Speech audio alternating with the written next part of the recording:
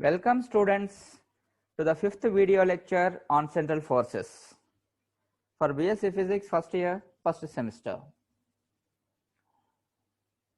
In the last four lectures, we have seen what is central force and the examples of central force and the properties of central forces, and we have seen the velocity and acceleration in central forces in polar coordinates and the equation of motion of a particle which is moving under the influence of a central force. These are all learned in the last four lectures. This is the part one in this unit because these four lectures are with full of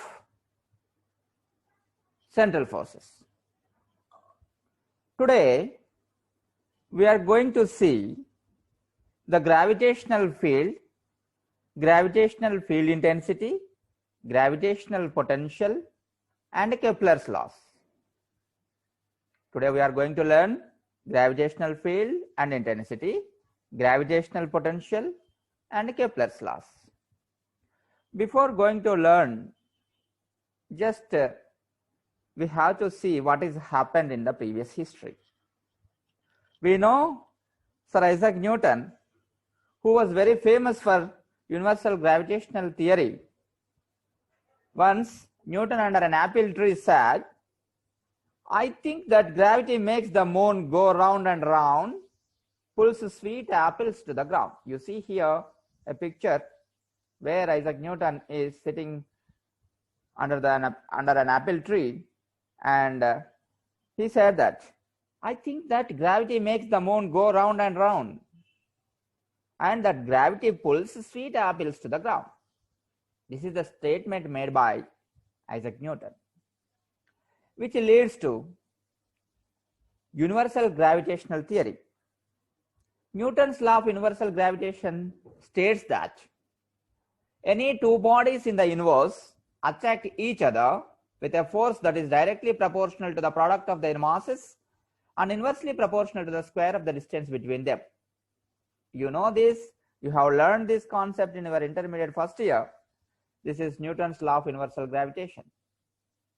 And here I am taking two objects. The gravitational force is always an attractive force, which we have learned in first lecture. Here we are taking two masses of mass m1 and m2, which are separated with a distance r.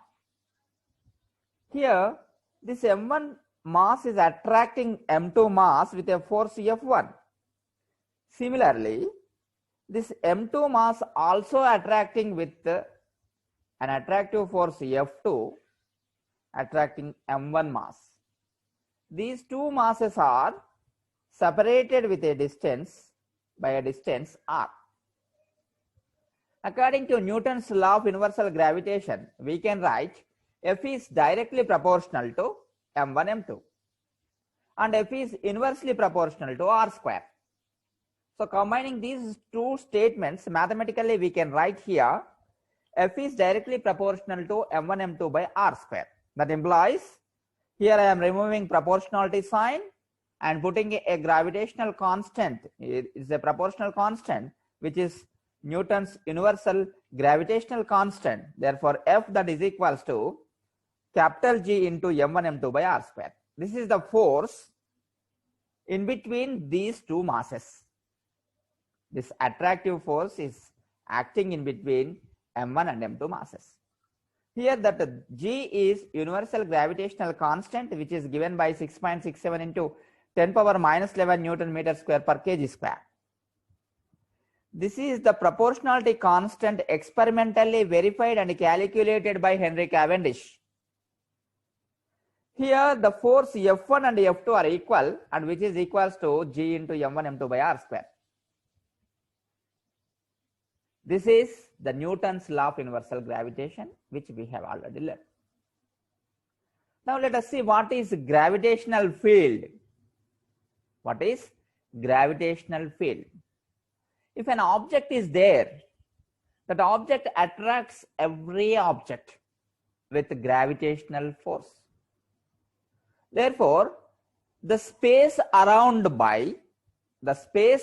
an object within which the gravitational force of attraction can be experienced by someone, that space, that occupied space in which the gravitational force of attraction is experienced by someone, that space is called gravitational field. Therefore, gravitational field of an object is defined as the space around an object within which its gravitational force of attraction can be experienced by someone. That space is called gravitational field. Now we wanted to know how much the intensity shown by that object, the gravitational field intensity shown by that object. Therefore, we require one more physical quantity to describe the intensity of the gravitational field, that is called intensity of the gravitational field or gravitational field intensity. Let us see what is gravitational field intensity. Here just we have defined what is gravitational field. Suppose I am taking M mass here. So the influence, the gravitational field influence, the gravitational force influence up to which that space surrounded by this mass is called gravitational field. So here I am taking a mass capital M, and this capital M has its own gravitational field around it. So I am taking a small mass M with a distance of capital M with a distance of r. So the distance between capital M and small m is here as shown in figure r. This small m is kept in the gravitational field of capital M. According to Newton's law of universal gravitation, there exists gravitational attractive force in between these two masses, capital M and small m. According to formula, we can write F that is equals to capital G into capital M into small m divided by r square. This is the gravitational force of attraction in between these two masses. Now, I am dividing this force with small m. That gives us force acting per unit mass. Force acting per unit mass. Therefore, force acting per unit mass, that is given by F by m. Therefore, dividing this entire equation with small m, then I get F by m that is equals to G into m by r square, which is called the intensity of the gravitational field, which is indicated by capital I. Now, we are going to define gravitational field intensity. That is, the gravitational field at a point in the field is the force experienced by a unit mass placed at that point.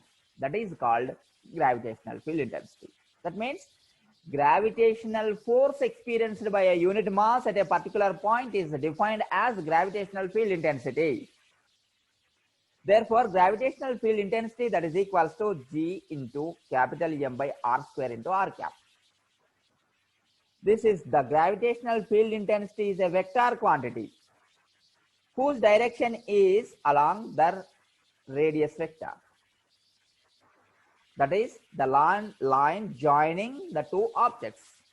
The line joining the two objects. The direction of gravitational field intensity is along the line joining two objects. So gravitational field intensity is defined as the gravitational force per unit mass at a particular point, simply. Gravitational force per unit mass at a particular point is defined as gravitational field intensity. So the gravitational field intensity I at any point is inversely proportional to the square of the distance from the mass, capital M.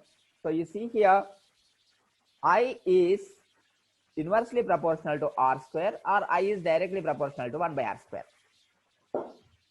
Now, the force due to M on any mass small m can be calculated by multiplying Gm by r square with small m. Then we get the force acted upon small m. Therefore, if you are multiply with the gravitational field intensity with any mass, then you get the force acting on that mass. The third property, the gravitational field is a vector field that acts along the line joining the centers of the two bodies. The gravitational field is a vector field that always acts along the line joining the centers of the two objects or two bodies. If the distribution of matter in space does not change with time, the distribution of matter is not changing with time, then the gravitational field remains constant at any point in the space. So here, the distribution of matter is not changing with the time, then the gravitational field remains constant at any point in the space. This is all about gravitational field intensity. First, we have seen gravitational field, the space around by an object, where in which a person or an object experiences the gravitational force. That space is known as gravitational field. Now, gravitational field intensity, that is indicated with this capital I, that is defined as the gravitational force per unit mass at a particular point is gravitational field intensity. And this gravitational field intensity is directly proportional to 1 by r square, where r is the distance between two masses. And if we wanted to calculate the force, gravitational force, if you know gravitational field intensity, then we have to multiply gravitational field intensity with the mass, then we get the attractive force. Gravitational field is a vector quantity, vector field, whose direction is along the line joining the centers of the objects. If the distribution of matter in space does not change with time, the gravitational field remains constant at any point.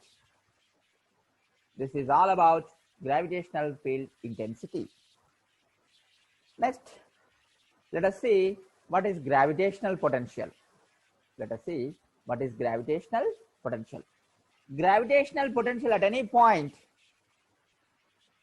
in gravitational field is defined as the work done to bring a unit mass from infinite distance to the particular point in the field. The work done in bringing unit mass from infinite distance to a particular point in gravitational field is called gravitational potential. The work done to bring a unit mass from infinite distance to the particular point in gravitational field is called gravitational potential. We are going to derive an expression for gravitational potential due to a point mass capital M here. You see, here I am taking a mass capital M at O. Now, I am taking a unit mass which is placed at A. Therefore, in between unit mass and capital M, there will be a gravitational attractive force is there. There will be gravitational attractive force in between small m, unit mass and capital M. Therefore, the gravitational attractive force is written as F, that is equals to minus G into capital M by R square. Why we are taking negative sign here? Because gravitational force is an attractive force. Therefore, we have to take negative sign. Therefore, unit mass is experiencing this much of amount of force, that is F, that is equals to minus Gm by R square. It is directed towards O. It is directed towards O. Therefore, we have taken a capital M mass here, and we have taken another unit mass at A, point A. The distance between unit mass and capital M is R. Therefore, the force experienced by unit mass is minus capital G, capital M by R square. This negative sign is due to the gravitational force is an attractive force. Therefore, we are keeping negative sign here. This force is directed towards O. Now, we are moving this unit mass. We are moving this unit mass towards a point B by a distance, small distance, which is dr as shown in figure, against the attractive field. Against the gravitational attractive field, we are moving the unit mass to point B by a distance dr. then we have to do some work. This work is done against the gravitational field there. Therefore, the work done is given by W, that is equals to F dot S. We know that. But we know the force there, that is minus Gm by R square. Substituting here, minus Gm by R square into the displacement or distance traveled by the unit mass, that is dr. Therefore, work done, that is equals to minus Gm by R square into dr. Hence, the work done in moving a unit mass from A to infinite distance is given by, that is nothing but potential, which we have already defined, that the potential is defined as bringing unit mass from infinite distance to a particular point in gravitational field is defined as gravitational potential. Therefore, here we are doing the same but in opposite direction, that is taking the mass from A to infinite distance, that is also nothing but gravitational potential. That is given by integral r to infinite minus Gm by R square dr. Gm is constant, taking out and integrating minus 1 by R square dr. Then we get 1 by R. 1 by R. Then applying the limits here, we got minus Gm by R. So we got the gravitational potential as minus Gm by R. Therefore, the work done by the field in moving a unit mass from infinite to A is minus Gm by R. This represents the gravitational potential.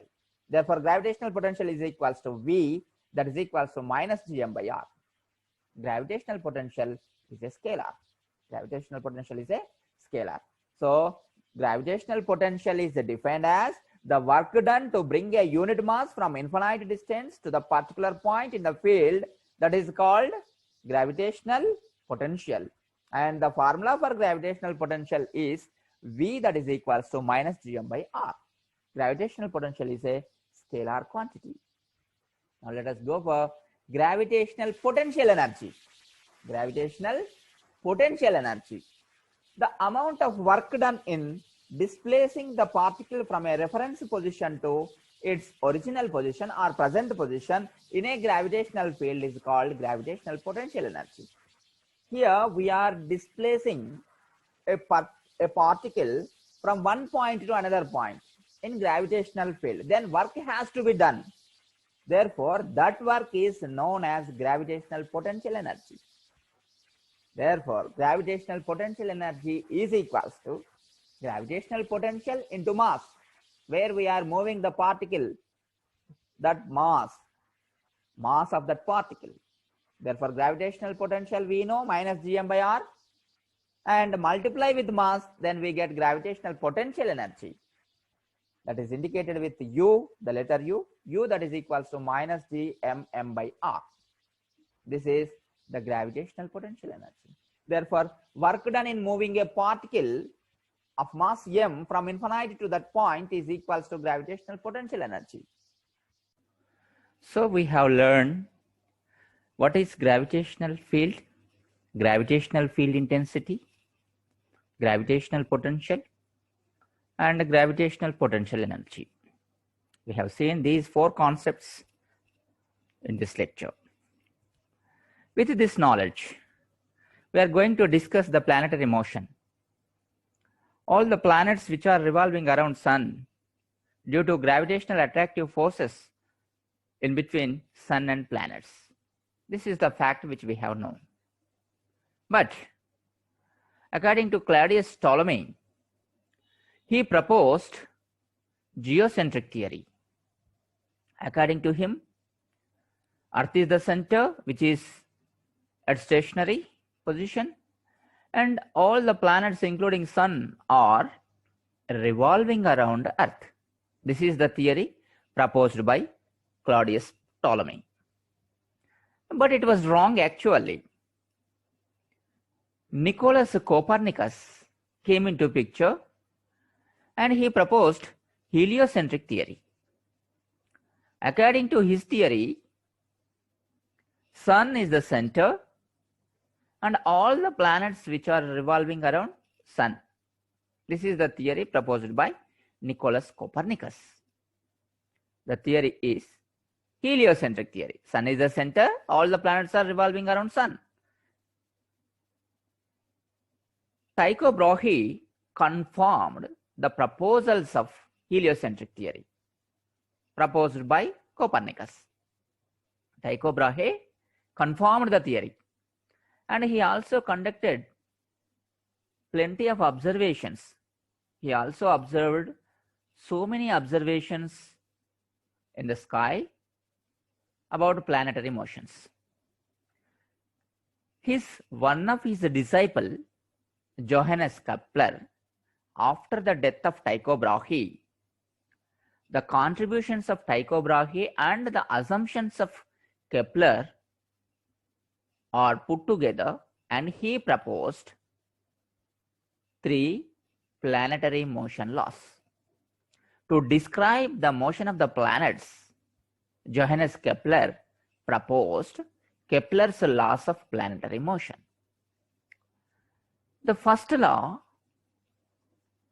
tells us about the shape of the orbits taken by the planets.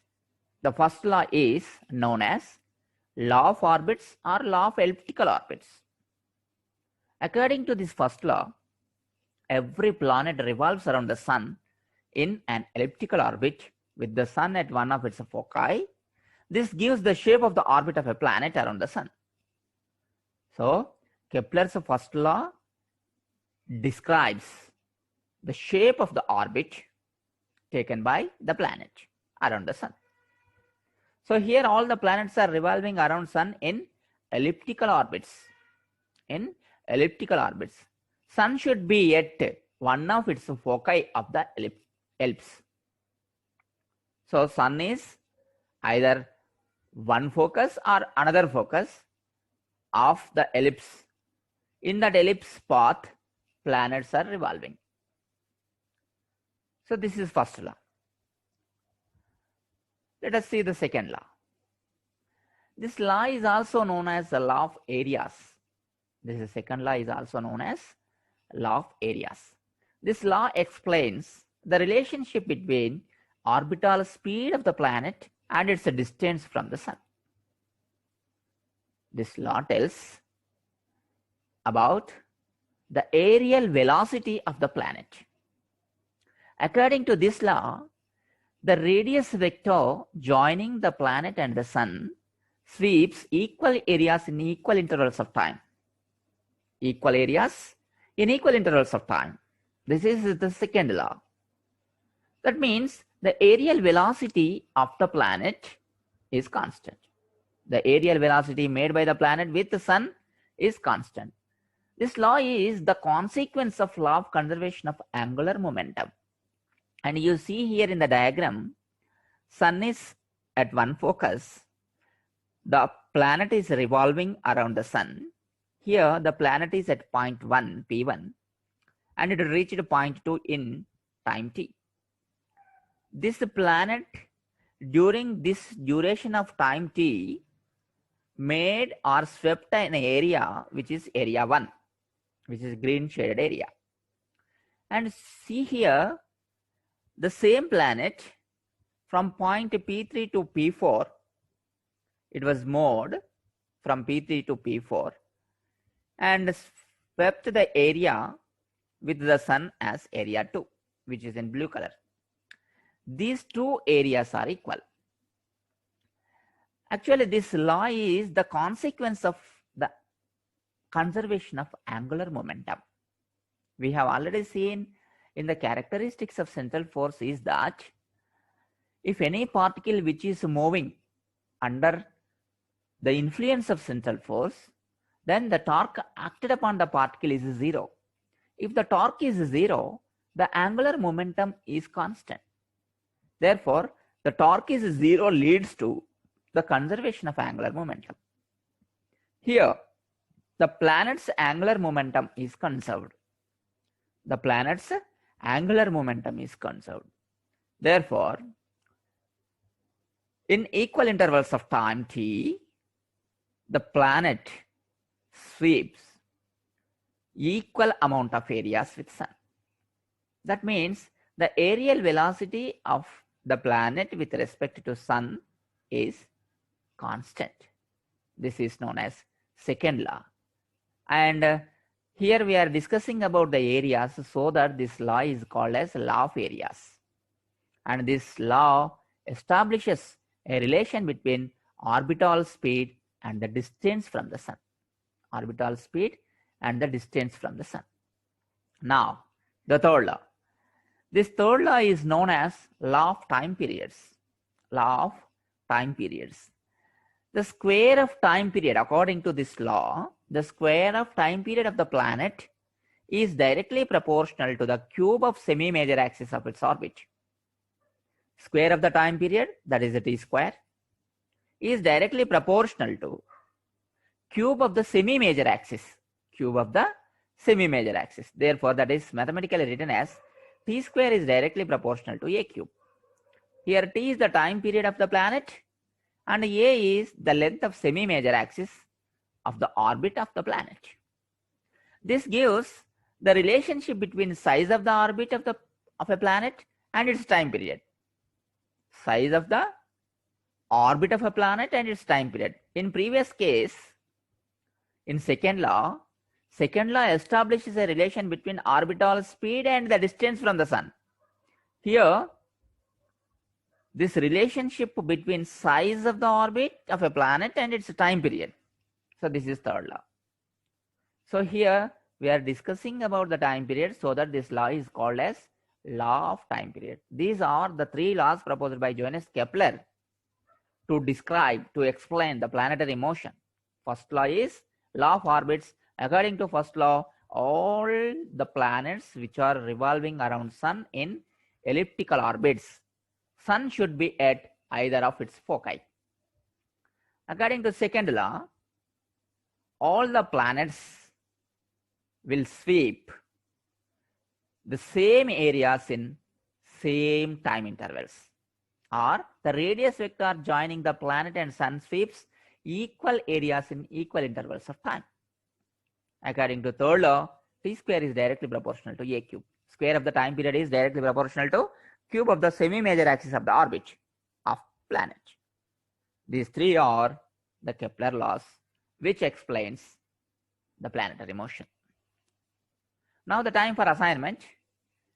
Explain gravitational field intensity. This is the first question. Define and derive an expression for gravitational potential. This is the second question. Define gravitational potential energy. Third question. Write 3 Kepler laws. The fourth question. These are the assignment questions. Right. Thank you.